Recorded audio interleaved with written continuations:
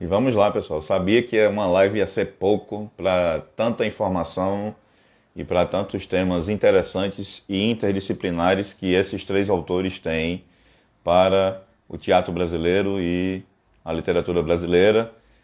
Bergson voltando, Adailma, Rosenberg, vamos lá. Vamos conectar com o professor Dr. Rosenberg Frazão para a gente, Luciana. Rosenberg, estamos de volta. Obrigado. Estamos de Voltou? volta. A gente tem agora mais uma hora para você ficar à vontade, porque viu como passa rápido, Tá. Rosenberg? Passa bem Eu rápido. muito rápido e assim, as pessoas quando eu estava fazendo aqui a reconexão, lhe elogiando muito, dizendo parabéns, professor Rosenberg Frazão, pela sua desenvoltura, pela sua capacidade, pela sua análise crítica, pela sua profundidade nos comentários, pelo seu conhecimento na literatura brasileira e por tanta informação que a gente não conhecia. Quem está dizendo isso é o professor Davi Costa. Beleza, obrigado, Davi. Obrigado mesmo, viu? Assim, viu como a ferramenta é rápida, né? Você vai falando tal, quando olha, e eu era o tempo todo olhando no relógio para poder não lhe cortar, porque o papo está muito massa mesmo. Mas, enfim, fique à vontade, mais 60 minutos. A gente estava Diga aí, falando sobre o Chicó. Chico, Por foi. que, por que que você acha ele tão... Por que ele é o Não, personagem mais interessante para você, né? foi isso. Por conta dessa história de que ele é o doido que segue o Interessante, viu, doido. Rose? Todo mundo que estava na primeira live já voltou para essa. Rapidinho, já tá todo mundo aqui de novo. Ó, isso é difícil de acontecer na live, viu? Todo mundo que tava na É, outra voltava, viu? Ó os coraçãozinhos aí, ó. Já tá todo mundo aqui de novo. sempre cada um doar R$ 1, não? Tu não muda, né, cara? Tu não tem jeito, não. Pois é, rapaz. R$ 1, né? Mas enfim, vamos lá. É igual aquele menino. Pensa, padrinho, me dê R$ 1. Vamos lá. Viu? Mas vamos lá. Então, É, muito Chicó, sabe? Eu acho que o Chicó ele tem um cinismo muito maior do que o João Grilo e eu acho que ele é um complemento fundamental dentro da obra, entendeu? Eu acho que ele soma ao João Grilo sem roubar a cena. Isso é muito importante, entendeu? sim, Também é algo muito difícil de acontecer, entendeu? Algo muito difícil de acontecer. Você ser capaz de auxiliar o protagonismo de um personagem sem necessariamente roubar esse protagonismo. Isso é muito importante, porque isso soma, isso não subtrai, entendeu? Só acrescenta. sem dúvida, Principalmente cara. uma obra como Auto da Compadecida, que ela é, novamente falando do riso.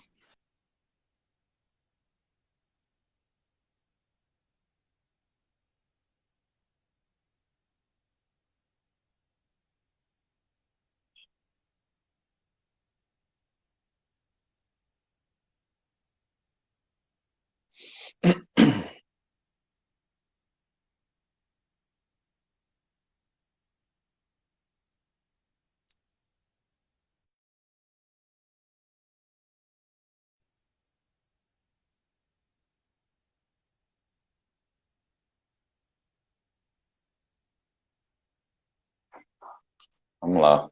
Conexão aqui caiu, vamos ver o que que aconteceu. Oi? Voltou, né? Estamos de volta, vamos embora. Deu uma pane. Sobre a história do riso, eu estava falando, né? Sim, Mas você observou muito bem que o Auto da Compadecida ele não é formado por um estágio só. Ele, uhum, na verdade, ele tem uma divisão muito importante que nos coloca também sempre em universos distintos. O sério e o cômico, o terreno e o celestial, o céu e o inferno, né? Até que ponto a malandragem se descola da virtude, Até que ponto os supostamente virtuosos é que são os malandros, e os malandros é que são os virtuosos.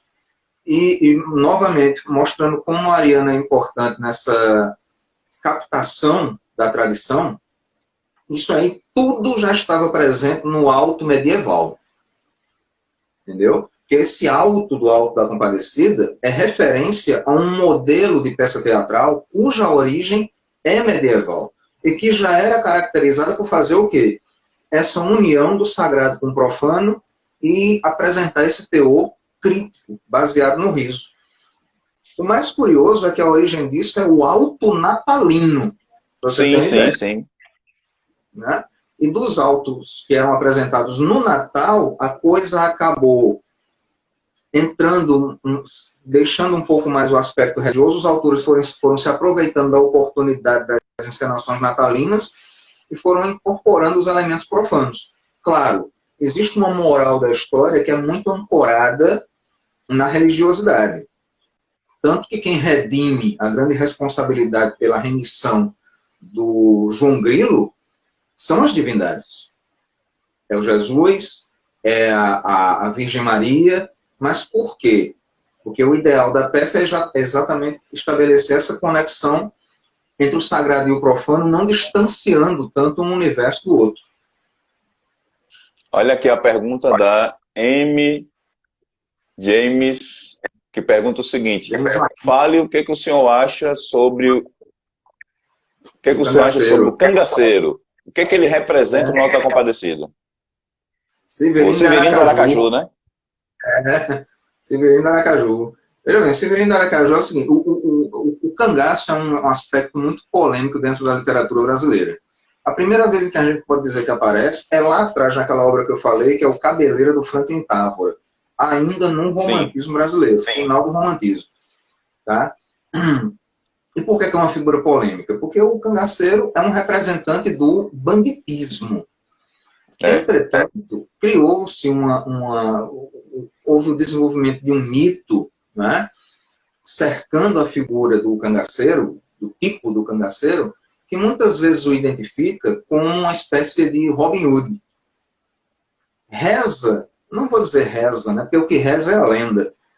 Conta-se, né, que reza é a lenda. Contam alguns historiadores até, que de fato, alguns cangaceiros foram um pouco Robin Hood. Há até um episódio, se me permite falar, num livro do José Lins do Rego, para mim o melhor do José Lins, chamado Fogo Morto. Sim. É uma obra de arte, né? Fantástico, fabuloso. Que o cangaceiro Antônio Silvino invade a cidade do Pilar, e lá na casa do prefeito, o que é que ele faz? Ele pega o baú com as moedas do prefeito e joga para o povo da varanda. Entendeu? Então, e dizem, né, que isso era fato verdadeiro no caso do Antônio Silvino, que não só é cantado pelo José Lins do Rego, mas é cantado também pelo Leandro Gomes de Barros, aquele cordelista no qual o Ariano se inspira. Então, eu diria que o Severino de Aracaju, ele é uma síntese de tudo que o cangaço representa na visão popular. O cangaceiro é violento, certo? Porém, é um indivíduo de extrema devoção. E quando você pega, por exemplo, a devoção do Severino de Aracaju ao Padre Cícero, isso aí o Ariano pegou nada mais, nada menos do Lampião. Entendeu? Que era seguidor do Padre Cícero e tinha contato com o Padre Cícero. Tinha contato, manteve contato com o Padre Cícero. Sim. Muito embora o Padre Cícero fosse meio reticente, né? Mas o Padre Cícero teria pedido até ao Lampião que perseguisse a coluna Prestes. Quem me contou isso foi o professor João Carlos. Lembra da academia? Sim. O João Carlos me contou essa história e disse: olha, o Padre Cícero pediu ao Lampião que fizesse 2 favores para ele. Primeiro, que fosse embora do Juazeiro, nunca mais voltasse. E segundo, que perseguisse esse tal de Luiz Carlos Prestes, e o Lampião foi atrás, né, seguindo as instruções do padrinho. Só que, no caminho, alguém contou para o Lampião que esse tal do Luiz Carlos Prestes era um atirador de elite que acertava uma tampa de garrafa quando jogava para o alto. E depois de ouvir isso, sabe quantas vezes o mais Lampião foi atrás de Prestes? Nenhuma. Ele não era besta. Mas dizem que, curiosamente, eles passaram bem pertinho um do outro em algumas ocasiões, né? Ou um passava mais para o norte, um mais para o sul, ou um ficava num canto quando saía, pouco tempo depois o outro chegava, mas eles nunca chegaram, teriam chegado a se defrontar. Mas tudo isso mostra que entre fato e ficção, entre história e mito, essas imagens se cruzam e pontos em comum podem ser encontrados. A linha é muito tênue, né? A linha é muito, né? Então você encontra uma linha muito tênue quando você pega um Lampião, um Antônio Silvino, um Curisco, né, que é um muito famoso, né? Muito famoso, e pega personagens fictícios, a exemplo do Severino de Aracaju. O Severino de Aracaju é a grande representação do cangaço numa peça onde esse tipo de representação não poderia faltar, porque, bem ou mal, não dá para falar de Nordeste sem falar de movimento messiânico, sem falar de matuto malandro, sem falar de vaqueiro, de boiadeiro, de lavrador, de cangaceiro. Não dá. Se você é nordestino está incomodado com isso, se mude, troque a certidão de nascimento. Não dá. Isso não dá, cara. Entranhada na regionalidade nordestina, não tem como separar. Então, o Severino está ali para representar isso. Exatamente. E fechando, Ariano, para a gente começar a falar sobre o Nelson Rodrigues, a última pergunta. Você não tem noção do que eu estou falando, da dor de cabeça que é relacionar as perguntas, porque tem perguntas demais e muito importantes, mas é o tempo, né? Fechando essa segunda parte, que é sobre o Ariano, né? Porque somente falar de Ariano já daria outra live, né? Só para falar dele, da vida dele. É verdade, né? A Aline Silva pergunta o seguinte: professor, qual é a grande lição que se tira do julgamento que é feito nos céus a respeito dos personagens no Auto da Compadecida? Então, vamos lá. Olhe bem, eu diria que isso também remete aos autos medievais, nos quais o Ariano se inspira para fazer o Auto da Compadecida.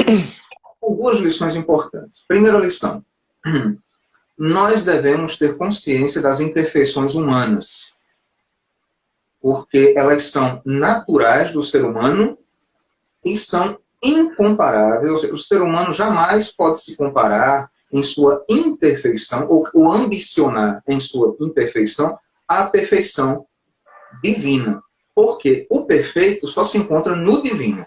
Verdade. Entendeu? Então a ideia é essa. Tá? Quer você acredite ou não, eu não falo aqui como devoto, eu falo aqui como entendedor dessa visão original do Ariano Suassuna.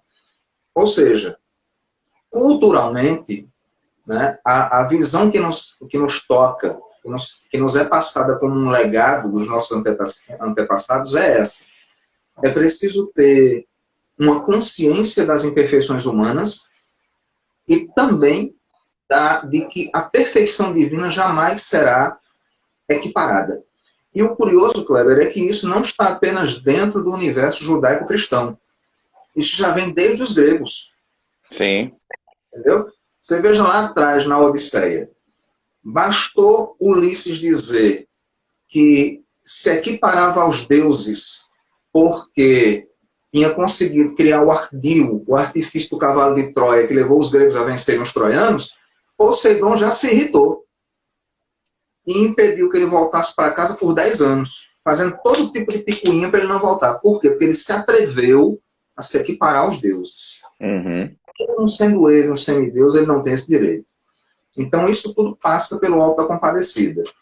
O mundo humano é um mundo ele é imperfeito porque os humanos que o fazem são imperfeitos. Só a remediação divina é capaz de reparar os erros humanos. Por isso que, como já falamos aqui nesse encontro, Por isso é que a redenção do João Grilo só se dá no além.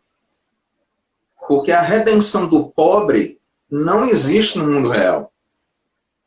O pobre só pode ser reconhecido e redimido no além. E tanto é redimido que você veja qual é a grande graça alcançada pelo João Grilo, que termina pobre, veja bem. Mas o que é que ele encontra? A ressurreição. Qual dos mortos naquele massacre consegue retornar? Uns vão para o inferno, outros vão para o purgatório, o João Grilo consegue voltar. E aí você lembra, na história judaico-cristã, qual é o único personagem que teve a oportunidade de ressuscitar? Jesus Cristo. Então você veja, João Grilo, ele é premiado com uma dádiva que só coube na história cristã ao próprio Cristo. E isso não é pouco. E quem é João Grilo? É um coronel poderoso? É o prefeito? É o ricão da cidade? É o dono da padaria? É o delegado? Não. Ele não é uma autoridade, ele não é um rico, ele é o pobre. Entendeu? O amarelinho safado, né? O amarelinho safado. É. Pois é. O amarelinho safado. Então, eu diria que a cena do julgamento, ela representa todas essas diferenças entre que existe entre os mundos e nos transmite uma importante lição para saber olhar as pessoas pelo que elas são, né? E não por conta de como elas estão ou da posição. Isso é que é muito importante. Inclusive, o Ivni está dizendo aqui, nem o padre nem o bispo, né, tiveram essa... que são as figuras de representatividade na igreja, eles não tiveram, né? Muito interessante essa história, né? E tem muitos trechos do Alto da Compadecida que só alguns trechos já dão interpretações e discussões muito profundas, inclusive, né? Inclusive a própria presença do palhaço, que infelizmente na série não aparece, mas no filme dos Trapalhões ele aparece, né? Quebrando o primeiro, o segundo e o terceiro ato da peça, né? Porque na verdade muita gente não tem essa noção, mas o Alto da Compadecida ele é uma peça literalmente teatral. Eu li o livro várias vezes, né? E toda vez que leio eu tive a oportunidade de conhecer Rosenberg, graças a Deus, o Ariano Suassuna em vida, em 3 momentos, não é?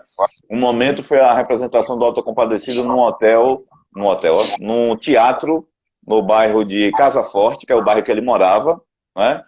E no meio da peça, o palhaço entra e diz, olha, o autor da peça está aqui conosco, todo mundo ficou de pé, porque ele estava numa cadeirinha lá atrás, bem caladinho, assistindo a representação, e eu achei isso um ato... Isso era ele, entendeu? Estava lá bem caladinho, pagou o ingresso e tal. Eu queria que vocês aplaudissem o dono da peça, que Ariano Suassuna, todo mundo se levantou, ficou de pé. Eu chorei muito nesse dia lá em Recife, porque a gente estava com o cara de lado lá, né? E ele veio para o palco falar uns 5 minutos a respeito. Eu tive esse privilégio de ter vivido esse dia. A segunda oportunidade foi naquele dia que ele falou que não trocava o oxente dele pelo ok de ninguém. Foi numa palestra que ele estava dando também na cidade do Recife. Eu estava na plateia no dia que ele falou isso. E na terceira oportunidade foi na inauguração do Teatro Ariano Suassuna, que pertence ao Colégio Marista Pio X, e que ele foi convidado para a cerimônia de dedicação do lugar, daquele espaço ali, daquele complexo, que eu acho que você também conhece, o Colégio Marista Pio X, que fica aqui no centro da cidade de João Pessoa, na Paraíba. Ainda não conhece? Eu fiz visurado ali já. Ah, tá. Eu também. Nos primórdios, né? Isso, exatamente.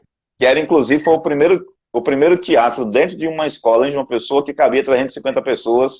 Hoje cabe muito mais, né? Mas foi o primeiro, e ele veio para a inauguração daquele espaço, daquele complexo, que na verdade é uma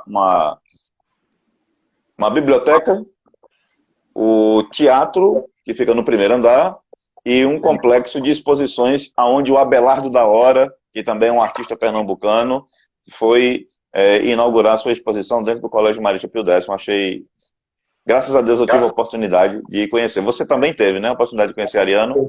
Duas oportunidades. Uma foi em 1995, lá na UFPE, onde ele lecionou. Ele se aposentou aí como professor da UFPE. Sim, ali, sim, sim. 94, 95 que ele se aposentou. Armaram um circo durante um encontro lá e encenaram o Auto da Compadecida com presença do Ariano. E outra oportunidade foi aqui mesmo, em João Pessoa, ele veio para o Sindicato dos Bancários e fez uma palestra no Sindicato dos Bancários ali na Beira Rio. Então foram as duas oportunidades. Mas eu já vi muito Ariano em entrevistas, vídeos e por aí vai. É uma figura sensacional porque ele defende e encarna uma figura em extinção, que é a figura do contador de histórias. Sim. E quando eu falo contador de histórias, eu não estou falando de um extravagante que pensa que é contador de história. Eu estou falando daquele contador de história que, sem nenhum adereço, apenas com sua memória e a sua capacidade de narrar, ele consegue cativar, prender você, fazer você rir. E isso era Ariano, entendeu? É importante distinguir isso. A habilidade de contar histórias, ela vem de muito tempo atrás, e ela se liga muito a uma habilidade que está presente no indivíduo sem que ele necessite de nenhum adereço complementar. E o Ariano faz isso muito bem, muito bem. Diferente de outros pretensos contadores de história. Sem dúvida. Posso falar do palhaço? Uma coisa claro, claro. O tempo é seu. Com todo prazer. É só para complementar que esse palhaço lá do Ariano, ele foi retirado do filme, né, da série, porque ele representa uma figura que no teatro chama-se corifeu. Isso vem lá dos antigamente, da Silva, né? Sim. Então, o corifeu é exatamente uma figura adequada ao teatro, porque no teatro nós não temos uma transição de cena tão dinâmica quanto na televisão. Verdade. É tudo ali diante do público. Então, as conexões entre os atos era facilitada pela presença desse personagem, que só tinha essa função. Ele não tinha nada importante na trama, senão estabelecer conexões, introduzir o intervalo, né, o chamado internetso. Ele fazia só isso. Agora, onde é que está a inovação do Ariano? É que o corifeu dele é um palhaço. Aí ele puxa para o popular. Porque se você for para uma tragédia shakespeariana, também tem. Você pode começar lá o Romeu e Julieta, que entra o corifeu para anunciar. Eram duas famílias de Verona, os Montecchio e os Capuleto. E ele introduz a história antes que os atores começarem a representar. Mas era um corifeu sério, não era um palhaço. Como é que o Ariano populariza isso? Eu quero dar uma cara popular para o meu corifeu. Bota um palhaço. Então isso é uma... Muito bem. Muito bem pontuado por você isso aí. É realmente isso. Quebrando, para ir para o nosso terceiro ato, finalmente, né? A gente vai falar agora de uma outra realidade, de um outro nordestino, desse pernambucano extremamente ácido, extremamente realista. Inclusive, a obra que eu mais sou apaixonado é A Vida Como Ela É. A gente vai falar sobre ele agora. O Nelson Rodrigues. A gente falou muito sobre o cômico, sobre a tragédia, mas eu acho que a pessoa que traz a realidade, que traz as mazelas da sociedade, que traz a hipocrisia como nunca antes tinha sido revelada na literatura, isso na minha verdade, e que eu acho ele um autor fantástico por essa... vamos por assim dizer, ousadia de colocar isso na cara das pessoas, de mostrar quem é a sociedade brasileira, os preconceitos, os tabus, uma série de questões que estão tão pungentes nesse ano dificílimo que está sendo 2020 para nós, que é o Nelson Rodrigues, né? E eu queria que você falasse agora exatamente sobre ele. Na verdade, Nelson Rodrigues ele desvenda as mesmas hipocrisias que os outros desvendam. Não porque essas hipocrisias existam porque só eles enxergam. É porque isso, voltando a falar das imperfeições humanas, é o que é. Isso é o que é. Só que algumas coisas são mais visíveis e outras são menos visíveis. Outra coisa que muda também é o método. Por exemplo, Ariano desvenda, a gente pode dizer, sem medo de errar, que muita da hipocrisia que o Nelson Rodrigues desvela na sua obra, sejam contos, romances ou peças, o Ariano também faz, só que o Nelson não usa o riso. O Nelson é sério, ele é compenetrado. Não é à toa que o trágico seja tão marcante na sua obra. Tão marcante. Ele se tornou célebre no teatro brasileiro não só por fazer grandes peças, mas por fazer grandes tragédias. A tragédia é um tipo de texto teatral e é curioso, você não encontra comédia na obra do Nelson Rodrigues. Nelson Rodrigues é tragédia. Agora, tudo isso tem a ver com o quê? Veja só, Nelson Rodrigues, quando vem de Pernambuco para o Rio de Janeiro, né, o pai dele sofre uma série de perseguições políticas e funda um jornal, começa a trabalhar como jornalista e tudo mais. Então, para você ter uma ideia, com 13 anos, viu? Atenção, 13 anos. Uma criança. Nelson Rodrigues começou já a escrever, trabalhar no jornal, fazendo, sabe que tipo de cobertura? Policial. No Rio. 13 anos de idade. Então, para você ter uma ideia, em outra ocasião, ele estava no jornal, isso aí já foi o jornal do pai dele, eu acho que chamava Crítica. Acho que chamava Crítica. É isso mesmo. E aí o que aconteceu?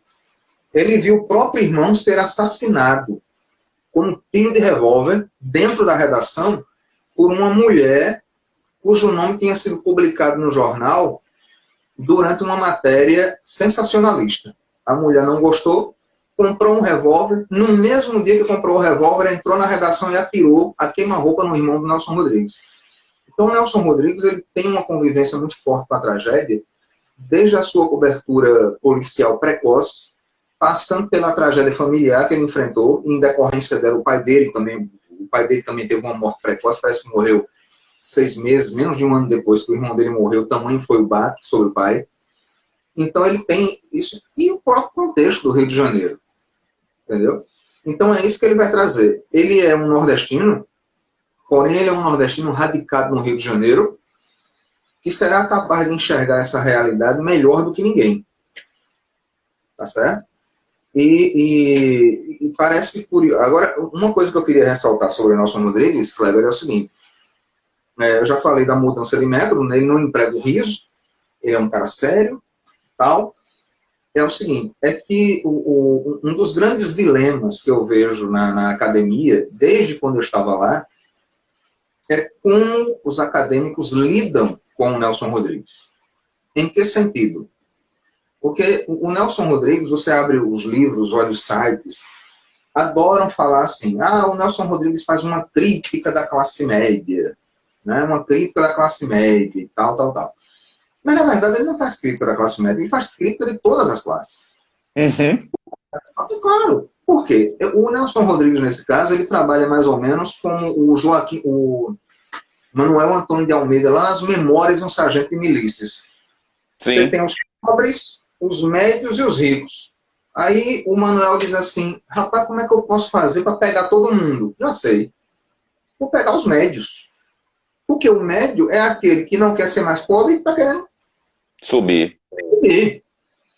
E aí vive dentro desse mundo sem culpa, onde mantém certos hábitos ainda oriundos da pobreza, da ascensão da pobreza, e uma ambição que quer, a ambição de quem quer chegar ao topo. Então o médio permite a você esse trânsito. E o Nelson Rodrigues faz a mesma coisa. Até porque ele mostra o seguinte, ele não mostra os podres de uma classe média. Primeiro, ele não mostra apenas. E segundo, quando ele foca na classe média, ele não mostra para sacralizar esses desvios. Ele mostra exatamente uma intenção crítica.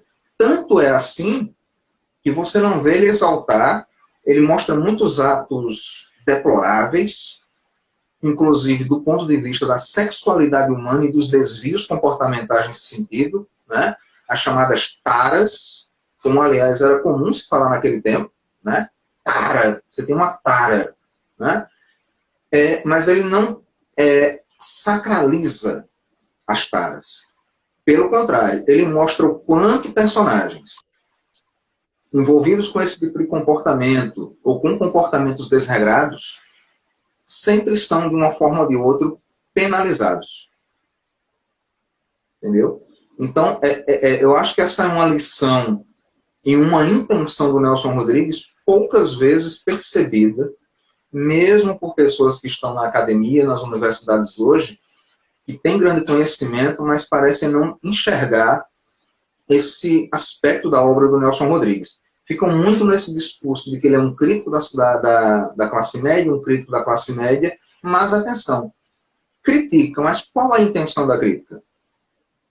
Como ele se comporta ou ele se posiciona literariamente em razão dos desvios que ele enxerga nessa classe? A favor? Contra? Exalta? Né? Estimula no sentido de que essas lições devem ser levadas para a sociedade? Não. Muito pelo contrário. Entendeu? Então, é curioso que outro dia eu estava vendo um debate, né, em que uma pessoa usava o Nelson Rodrigues para justificar essa onda vamos dizer assim, de desvios, de taras comportamentais que hoje parecem tão comuns em nossa sociedade ou que querem tornar comuns, né? Só que essa colocação, esse uso do Nelson Rodrigues é absolutamente errado. Nelson Rodrigues, em nenhum momento, eu desafio qualquer leitor do Nelson Rodrigues a me mostrar uma parte, uma obra do Nelson Rodrigues, onde ele tenha dito que isso que os meus personagens fazem é algo aconselhável, é algo que vai levá-los à redenção e não à punição. Não, pelo contrário, o Nelson Rodrigues é extremamente punitivo. Ele é trágico. Como você vai fazer tragédia sem punir? Existe tragédia com final feliz? Se tiver final feliz, não é tragédia. Sem moral da história, né? Toda Exatamente. a obra do Nelson Rodrigues, ela tem cunhada em si mesma a história da moral da história, né? Sempre tem, né? Que Exatamente. seja explícita ou que esteja implícita. O que eu acho mais interessante, Rosenberg, na obra de Nelson Rodrigues, é que ele leva as pessoas a refletir. Talvez seja o exercício mais complexo que a mente humana tenha de fazer. É refletir. Fazer uma reflexão. Ele não dá respostas prontas. Nelson Rodrigues faz com que você tome a decisão. Com que você seja o protagonista daquele evento que está sendo descrito. E que não deixa de ter na sua obra inteira a moral da história. As perguntas chegando aqui. Oi, pode falar. Pode falar. Não, pode mandar. Vamos lá. Vamos lá. Raíssa Cavalcante pergunta: por que a traição ela é tão marcante nas obras do Nelson Rodrigues? Vamos lá. Porque a época em que ele escreveu isso, a traição era uma coisa muito marcante. Traição é moda hoje. Graças a essa vulgarização dos comportamentos, que não é tão recente assim quanto se pensa, só piorou, hoje a traição é esporte, né? Daqui a pouco estão oferecendo até medalha de ouro, prata e bronze. Mas no tempo do Nelson Rodrigues, isso é uma coisa muito séria. Para você ter uma ideia, você vê uma personagem do Nelson Rodrigues como a Engraçadinha, que é célebre, Isso. uma mais célebre personagem, também levada à televisão, né? E você vê que um dos grandes temores da Engraçadinha, acho que é o filho dela que arrumou uma namorada, e ela diz assim: não namore essa moça, que ela é filha de mãe desquitada. Então, o simples desquite já era um grande motivo. Aliás, a mulher que mata o irmão dele na redação não foi colocada no jornal como adúltera, mas como desquitada. Houve uma noticiação da separação dela do marido por meio do desquite. Só isso já fez com que ela se sentisse ofendida e exposta a ponto de cometer o crime. Então, a traição, ela tem essa marca. Agora, devemos lembrar o seguinte também, Kleber, que a traição, para um autor de tragédias, é muito significativo. Você veja, uma das histórias, aliás, uma não, vamos colocar aqui, vamos pegar 3 tragédias shakespearianas, né? Só para a gente aproximar a história da traição. Otelo. Qual é o grande tema de Otelo? Traição.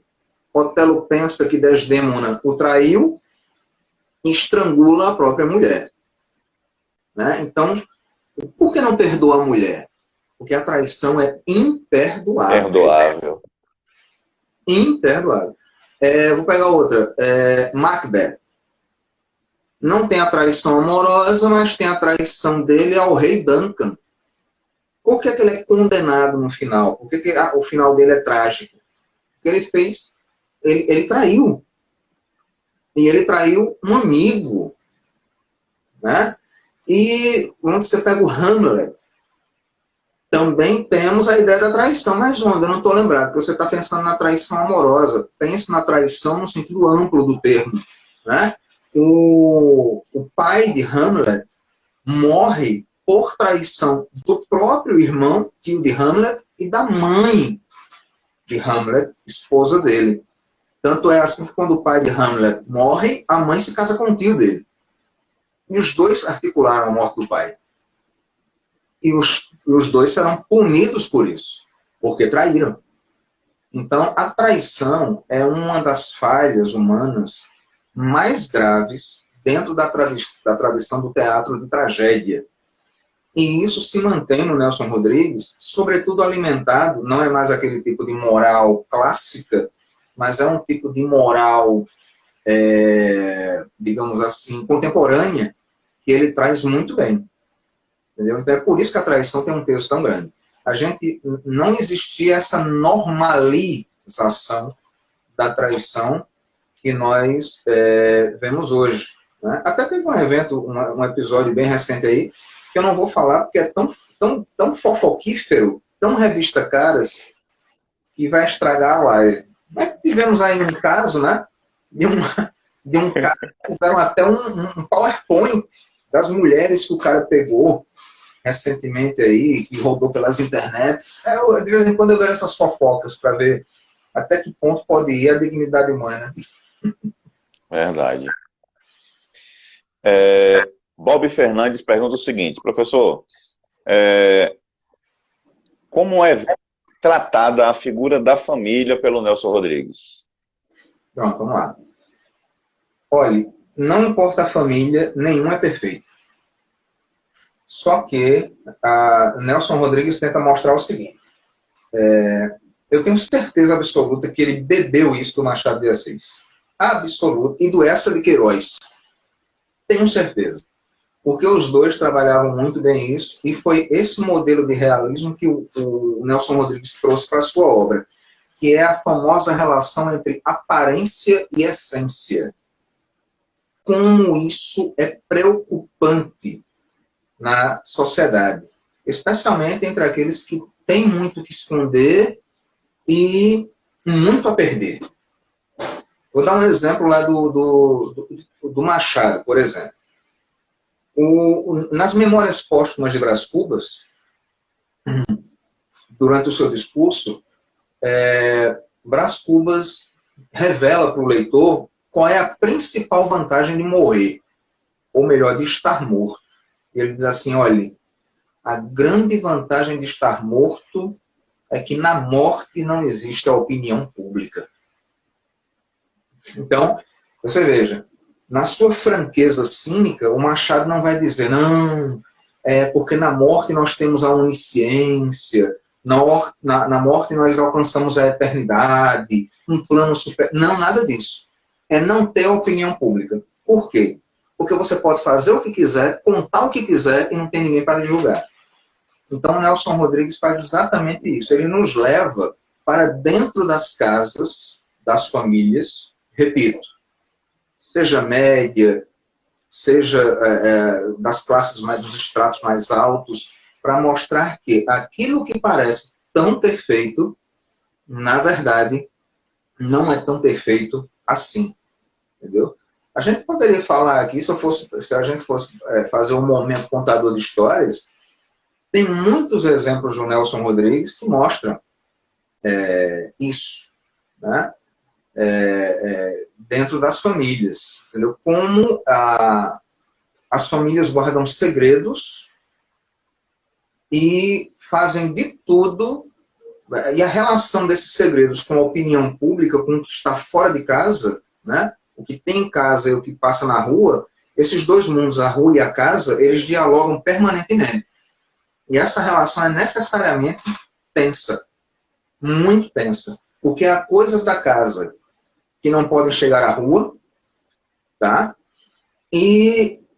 Mas raramente o Nelson trabalhou isso, no meu modo de entender. Mas tem umas coisinhas da casa que são vantajosas levar à rua porque trazem prestígio. Entendeu? Ele deixa isso muito claro muitas vezes, né? É como o caso daquele conto, eu não resisto não, mas é rapidinho, eu prometo. É como o caso daquele conto do casal que tem uma vidinha medíocre, já não esfriou, não sentem mais atração um pelo outro, apesar de jovens.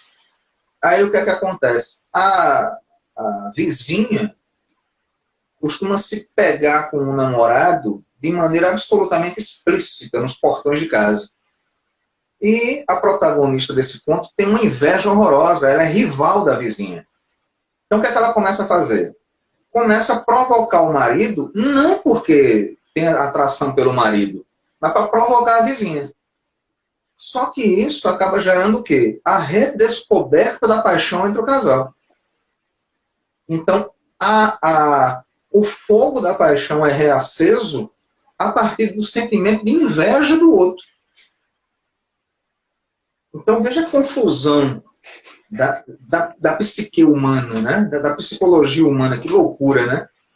Então, a inveja provoca, como é que eu vou dizer, reconfigura o casamento. A inveja salva o casamento. E por aí vai. Entendeu? Então, isso é o Nelson Rodrigues, uma grande complicação psicológica.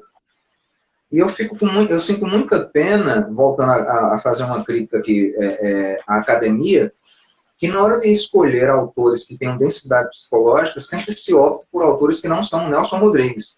Porque, para mim, ele é o autor de maior densidade psicológica dentro da literatura brasileira por enfocar isso. Mas, entretanto, o que é que acontece? Mas, entretanto, não. Entretanto, só. Porque mais, entretanto, é a mesma coisa. Entretanto, né? Entretanto, dá-se muita voz ao quê? A Clarice Lispector, né? Quando se trata de avaliar a psicologia humana. Mas o Nelson Rodrigues é um prato cheio. Você que está me ouvindo, que faz psicologia, gosta de psicologia, mergulhe na obra do Nelson Rodrigues que você vai se deleitar, realmente. Verdade. E como ele trata com maestria o tema da violência também, tá? Que desde muito cedo na vida pessoal do Nelson Rodrigues, ele foi praticamente levado a atos e a cenas de brutalidade, de violência, e que ele descreve essa violência com detalhes em toda a sua obra. Professor, estamos chegando já no final, o que é uma pena mesmo. De novo já. Dessa vez foi, viu? Essa segunda hora foi mais rápida que a outra, viu? Mais rápida que a primeira, né, cara?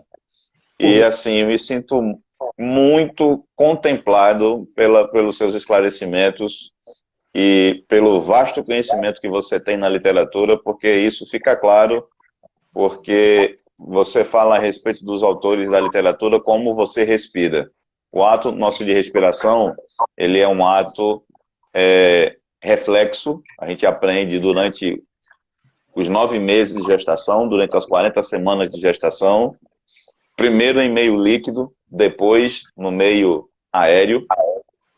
E eu lhe parabenizo porque você fala sobre literatura brasileira, sobre os autores e sobre os livros, como você respira. Portanto, é extremamente natural para você. E os comentários aqui das pessoas dizem isso, né? O Robson diz o tempo inteiro aqui nos comentários que live maravilhosa, professor Rosenberg é fantástico, e ele está dizendo aqui no último comentário dele, né? O Robson F. Sena. Por favor, repitam mais uma live. Vamos repetir, sim. Olha, esse pessoal é tudo comprado. Comprei todos para me elogiar. Que é isso, cara, diz isso não. Eu vou sair dessa live com uma dívida grande. Que é isso, faça isso não, cara. Grande. Então, assim, agora vem a vez das minhas perguntas, tá? Vai lá. Vamos lá. E dizendo aqui que é uma pena a gente estar encerrando, porque a ferramenta encerra com 1 hora e tem muita coisa que ficou para trás, mas eu vou guardar tudo isso para a gente discutir quando a gente fechar a nossa agenda para casar essas perguntas que ficaram, infelizmente, para trás por causa única e exclusivamente do tempo, certo? Rosenberg, na sua opinião, qual é a obra mais marcante na sua verdade do Nelson Rodrigues? Tá? Essa é a primeira pergunta. A minha, né? Então, vamos lá. Tem outra? Quer mandar logo a outra ou quer que eu responda logo essa? Pode ser essa, primeiro. Pronto. São só 3. Pronto. Como eu disse a você, eu gosto do Nelson Rodrigues contista. Eu gosto muito dos contos dele. Ele é excelente como cronista, né? Sim. E também como dramaturgo, né? Mas eu gosto mais dele como conto. Então eu não tenho um conto favorito. Agora, se você escolhe uma obra, eu vou escolher O Vestido de Noiva. Por 2 razões. Primeiro, porque é a segunda peça dele e ele já começa no segundo trabalho revolucionando o teatro brasileiro. As inovações que ele traz nessa peça, tá? Que depois, agora eu não vou entrar nessas inovações, realmente cria uma nova página no teatro brasileiro. As perspectivas que ele abre, a maneira como ele divide o palco, nunca se tinha feito aquilo. Trazer certas expressões populares para o teatro, isso não é uma coisa nova na literatura brasileira, trazer a linguagem popular, porém, eu falo da linguagem popular carioca dos anos 50, de meados dos anos 50, para o teatro. Isso não acontecia, havia uma certa solenidade no teatro, né? O teatro era assim, ou era bem popular, como o ariano, ou era culto, né? Aquela coisa fina. Erudito, né? Erudito. Então, o Nelson, ele consegue fazer uma coisa trágica, né? Porém, um trágico carioca. Tem outra peça dele que eu gosto também, e gosto muito do filme também. Recomendo para quem encontrar. Acho que tem no YouTube.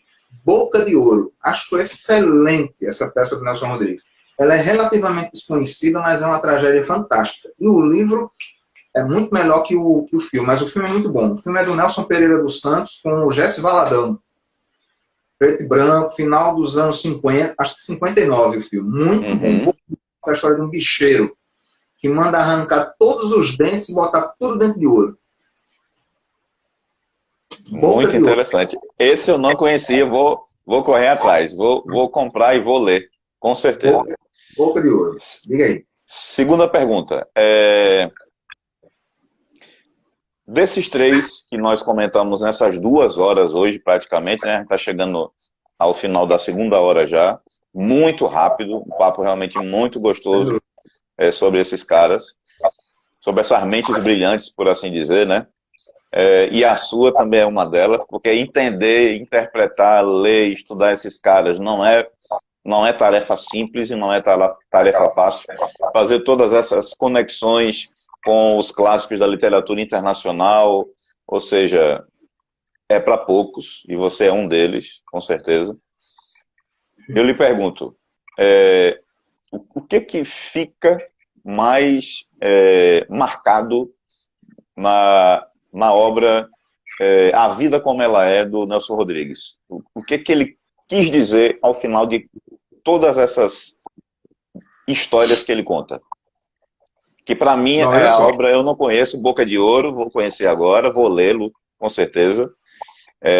E se é uma indicação sua, com certeza deve ter detalhes na obra que tem a minha identidade e a minha cara, por isso que você falou. Você me conhece muito bem, eu sei disso. Mas a vida como ela é, primeiro ela me chocou, então eu fiquei realmente impactado com a obra. Depois ela me fez refletir. Eu não sei se todas as pessoas têm esse tipo de relação com o Nelson Rodrigues. Mas essa é a minha pergunta final, né? O que traz de realidade para isso? Bom, a gente já tocou nesse ponto, de certa maneira, quando falou o seguinte, vamos fazer um resumo, né? Resumir melhor, se é que isso é possível em relação a Nelson Rodrigues. Nelson Rodrigues é um autor, eu diria, que abre as portas das casas e nos dá livre acesso para descobrir não só o que é cotidiano e comum, mas, sobretudo, o que é incomum. E é por isso que choca, porque nós só temos acesso ao comum, mas ele nos desvenda o incomum. E esse incomum não é o incomum, é o incomum, vamos dizer assim, cabeludo, chocante, né? É incesto, é assassinato, é perversão, é mutilação, entendeu? É prostituição. Aí você diz, mas como é Pressão psicológica, né?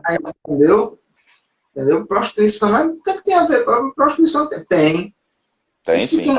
E se o bordel for um bordel de filhas, como ele mostra em Os Sete Gatinhos, Exatamente. que o pai prostitui as próprias filhas? E aí? Isso é super chocante. Muito Super. chocante. É chocante hoje. Você imagine há 40 anos, 50 anos atrás. Isso é muito chocante. Chocante demais mesmo. Entendeu? Então eu diria que o grande mérito dele é esse. Abrir as portas das casas, abrir os segredos familiares e também pessoais para nós que só vemos a fachada, só vemos a aparência, mas ele nos permite ver a essência de todas as coisas. Tá? Professor Evandro Biochou acabou de entrar agora, nossa live vai ser quarta-feira, 19 horas, estou convidando você para participar e assistir também. Estamos nos nossos 3 minutos finais e, para não ser injusto, grato pela sua sapiência, grato pela sua competência, grato pela sua humanidade. Como você tem a literatura dentro de si, você traz todo esse aspecto da humanidade, traz todo esse aspecto da sensibilidade que todos nós, seres humanos, deveríamos procurar. Ser pessoas mais preocupadas com o outro, sensíveis às dores dos outros, porque a literatura ela fala nesse paradoxo, Rosenberg, o tempo inteiro, né? O que eu sou, o que eu represento para a sociedade, o que a sociedade representa para mim, o que eu posso fazer para me tornar algo melhor. Toda essa reflexão, a literatura, ela traz para nós. Eu costumo dizer o que seria da vida humana se não fosse a literatura. Eu não sei onde eu ouvi essa frase, é de um autor com certeza, mas foi isso que me atraiu para a literatura, né? A proximidade com que ela tem com a nossa realidade. Não interessa qual é a escola, não interessa qual é o período da história em que se encontra uma obra, mas ela traz isso. Então, gratidão a você por isso, porque você faz isso com maestria e, como eu disse, né? Repito a frase, como o ato de respirar, você fala a respeito dos autores e da literatura. Me perdoe a minha intromissão em relação aos assuntos, porque como eu fico preocupado com o tempo cronológico, não com o tempo de sapiência, eu tenho que fazer algumas... Eu vou pegar melhor esse timing à medida em que for fazendo mais esse tipo de exercício, porque foi a primeira vez, né? Rapaz, para uma primeira vez, você está de parabéns, porque, primeiro, você não percebeu que estava nessa ferramenta nova. Quando você relaxou da tensão, talvez do novo, né, do desconhecido, show de bola. Então, eu já assisti muitas aulas suas, né? Você é testemunha disso. Muitas vezes eu via, Kleber, tu não vai para casa não? Não, cara, eu quero aprender. Eu me sentava lá e assistia suas aulas. Muitas vezes, aulões, eu ficava para aprender com você. Não sei se você se lembra disso, mas eu estou dizendo isso agora para a memória, né? E gratidão por tudo. Nesse minuto final, eu gostaria que você falasse suas redes sociais, seus contatos, seu canal no YouTube, porque essa live, a primeira parte já está salva no IGTV, a gente vai editar e postar no YouTube, no canal Kleber Vitor Interdisciplinar, e vamos, a partir desse mês de agosto, Rosenberg, começar as lives pelo YouTube, uma ferramenta que possibilita mais liberdade, digamos assim, em relação ao tempo cronológico, porque aqui a ferramenta fecha em 1 hora. Então o tempo é seu para você fazer suas considerações finais, seus contatos e etc. Tranquilo. Gratidão, meu irmão. Valeu. Obrigado a você, Kleber, pela oportunidade, por esse aprendizado, realmente foi muito interessante. É uma ferramenta realmente muito útil. Você sabe da minha resistência. Sei, sim. Lógica, né? Mas é uma resistência que vem sendo quebrada por força dos novos tempos. E como parte desses novos tempos, né, você sabe que eu recentemente aliei essa necessidade de entrada no mundo virtual com a minha paixão pelo cinema e o meu desejo de mexer com a edição de vídeo, e isso me levou ao atrevimento, né, de abrir um canal no YouTube, mas é daquele jeito, é um canal de cultura inútil, para que seja bem divertido, entendeu? Onde eu vou falar, assim, de coisas bem leves, ou de coisas sérias, mas de maneira bem leve, tá? Nesse momento, então eu queria convidar, quem não conhece ainda, procure no YouTube o canal Old Power, né? A ideia é essa mesma, mostrar para esses jovens, né, veteranos, que nós, né, temos condição de entrar nesse mundo, de alguma maneira, e para a gente trabalhar literatura, cinema e música. É disso que eu trato no meu canal, tá?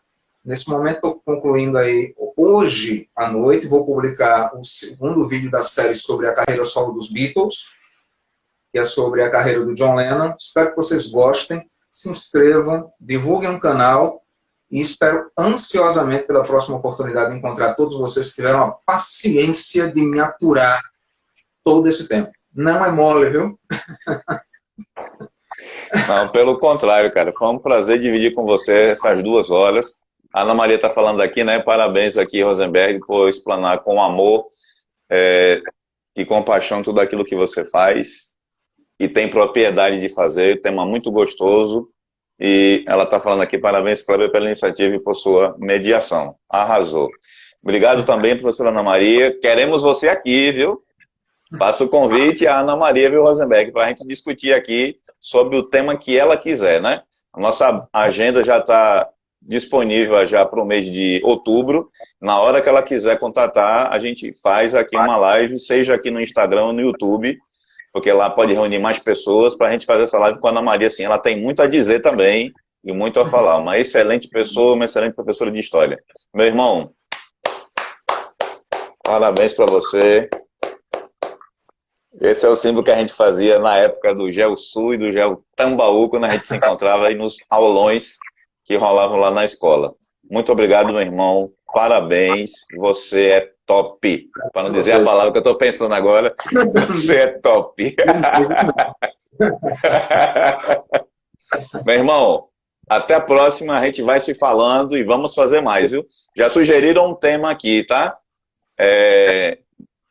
João Cabral de Melo Neto e Graciliano Ramos. Esse é o tema da próxima, sugerido aqui por um dos meus inscritos lá no canal, viu? Tá bom. Já sugeriram aqui. A gente vai seguir. Desculpa, Jorge Amado e João Cabral de Melo Neto. Aliás, falar de Jorge Amado, só falar de Jorge Amado já é uma live, né? Já é uma live, é verdade. Só falar de Jorge Amado. O mais adaptado para a televisão brasileira da história é o Jorge Amado. Sim. Tem mais que obras adaptadas para a televisão brasileira. Foi o Jorge Amado. Verdade. Meu irmão. Verdade. Valeu, viu? Show. Sucesso total. Valeu. Obrigadão, viu? Tchau.